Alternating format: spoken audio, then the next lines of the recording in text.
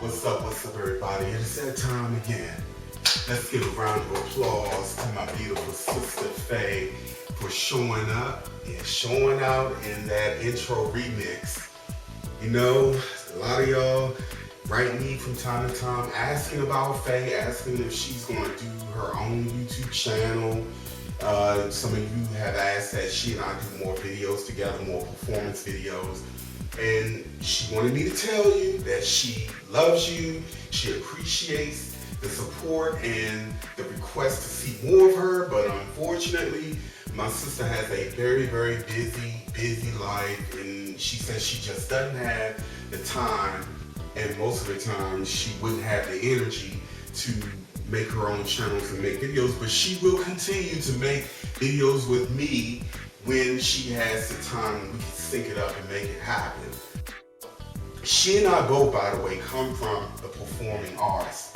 And being an artist, and she is an artist in her own right, we do what we do performance-wise as a reminder to everyone the importance of self-expression. She and I, we both grew up in the hood, in the ghetto, but when everyone else was going right, we were going left. We have always been close, and we found a common interest in just being who we are. I mean, just being expressive as creative, down-to-earth, loving, caring people. I like to teach and show by example, just as my sister does, the importance of genuine self-expression. So guys, please keep in mind that everyone may not like your vibe, everyone may not like the way you express yourself, but take it from someone who has always done it his way. With the criticism, the ridicule, you know, I wasn't that popular guy. And in many ways, I'm still not. My sister's the same way, but it does not matter, because what matters in the end is magnifying all that makes me genuinely me. And every time we magnify our authentic expression, we are adding spiritual energies into this collective tapestry that will elevate and balance those of us who find it difficult to allow the free flow of energy and expression to be what it is for them and inspire them by example in the process. So I'm going to talk about several things in this video. It's going to be light, but still very interesting.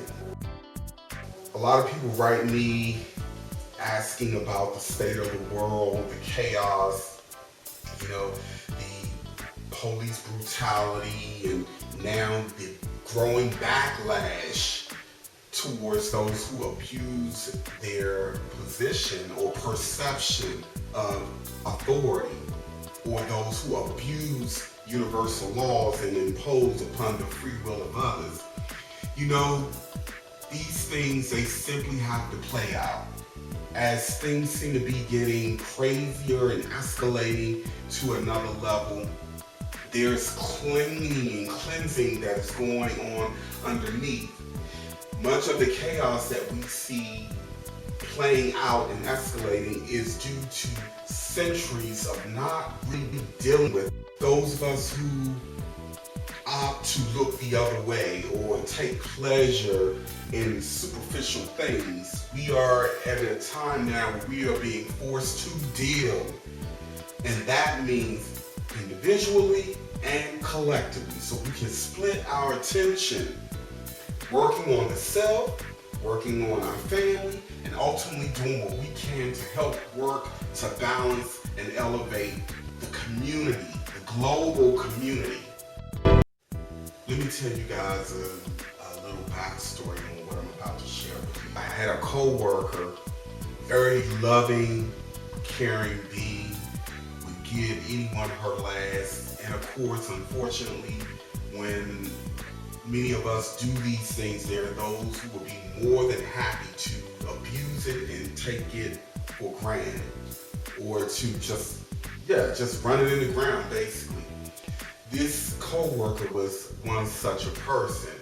And she used to come to work every morning asking everyone if they were okay and seeing to their needs. She was so caring and loving that she would put her needs, and at a very trying time with her health, she would put her needs behind the needs of what she perceived to be the needs of others. She used to come in and make tea, especially for another co-worker, and he would drink this tea and would talk about how delicious and soothing it was to him.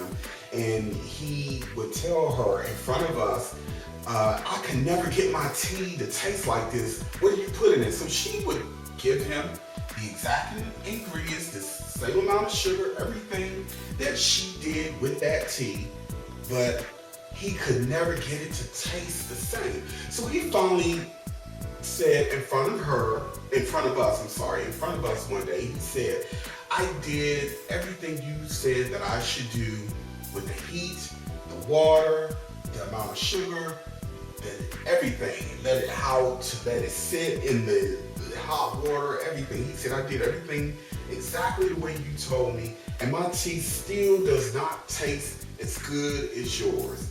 And she finally said, you know what? It is because I make the tea for you with love. Then I turned around and I said, that is the essential, an essential ingredient when you're talking about someone preparing a drink or preparing a meal for us. I would like more of us to be mindful of who prepares our drinks for us, those of us who drink, where we get our food from, and who prepares the food. Why? Because just as those of us who have a lot of love and care, put love and care into the food, there are those of us who have a lot of hate, a lot of low, slow, dense, dark energy preparing these things as well. If you take 3 people, you get one person who's mediocre, not angry, depressed, not really the happiest. You get someone who's full of love and care, and then you get someone who is just straight up angry and just pissed off at the world and down on themselves and hopeless, just really in the gutter. You take 3 of those people, give them the exact cooking utensils, the exact ingredients, everything to a T, with a cooking book for them to follow to make a dish. I guarantee that once those 3 dishes are done, you will know who the person is who has the love, who brought love and care and passion into creating that meal for someone to enjoy, versus someone who can take it or leave it and someone who don't want to be there at all.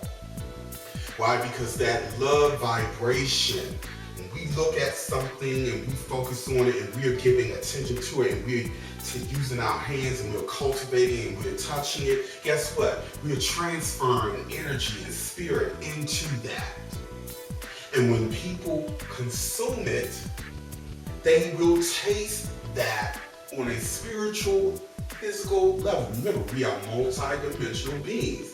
We interact and we exchange and we sense in a multidimensional way, although most of us are not consciously aware of it all of the time, but we all have our moments.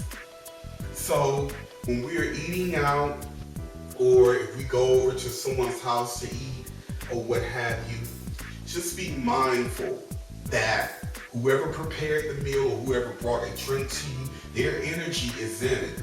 And it may be a good idea anyway to simply pull up love, vibration, and care in your own way of just changing the energy or influence, or adding, that's the more of the correct word, adding your own energy to whatever you drink or eat that comes from another place. You see what I'm saying? So a lot of people talk about blessing the food. That's one way of looking at it. I say it is good to simply put more of your authentic expression and energy, coming back to expression, to the meal. Even when we are not feeling our best, at least the thought and the intent of making the energy of that drink or that meal better will make a difference. The next thing I want to talk about is a true story. Let me first say that if you are squeamish and don't like bugs, you should probably skip this part. This is something that happened right here in this dimensional realm. I went to visit my mom one warm day, and I still have a key, as with my other sibling. We still have a key so that when we go visit our mom, we can get in with no problem. So I go and visit my mom and open the screen door, and in my peripheral, I see something coming towards my right eye. And naturally, my reflex was to close the eyelid to stop whatever it is coming in or getting in my eye. But guess what happened?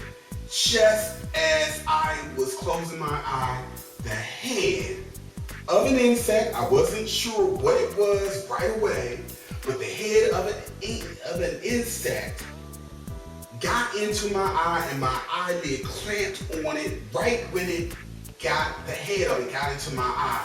Now here I am, it's funny, I'm laughing about it. I mean, of course, who on earth could something so unusual happen to but somebody like me, right? But I am unusual, what can I say? But anyway, my eyelid clamped down on his bug, and my natural reflex was to grab what it is and pull it from my eye. Now, when I reached for it, I felt right away that this was a cricket. And it was vibrating and just shaking in my eyelid. Now, as I'm trying to pull the head of this cricket out of my eye, my natural reflex is to clamp down on it as I'm trying to pull it out. But at the same time, I'm trying to delicately pull the cricket out because I didn't want to crush it in my hand and I didn't want to kill it. So, I really had to stop, take a deep breath, and really relax. And finally, I was able to relax my eyelid and get him out, and I tossed him in the grass. What are the odds of something like that happening? Like a cricket, I'm like 5'8" on a good day. For a cricket to leap that high, now I can understand a grasshopper, but I haven't heard, maybe I'm ignorant in the area, but I have not heard of a cricket leaping 5 feet. And it wasn't a very large cricket, but it was large enough where I could grab it by the waist. But I never seen a cricket leap that high. I mean, what are the odds?